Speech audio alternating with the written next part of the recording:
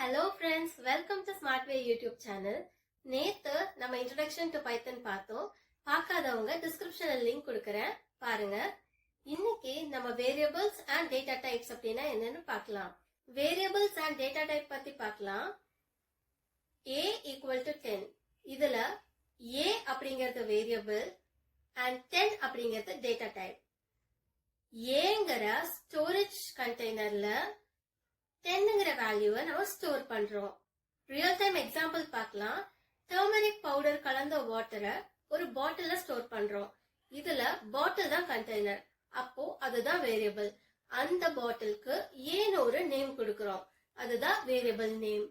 Turmeric powder கலந்த வாட்டரை நம்ம 10 அப்படின்னு வச்சுக்கலாம். அதுதான் டேட்டா டைப். நிறைய டேட்டா டைப்ஸ் இருக்கு. Integer, float, string, list, tuple, dictionary, etc. இதெல்லாம் some of the data types. இத பத்தி next videosல பார்க்கலாம்.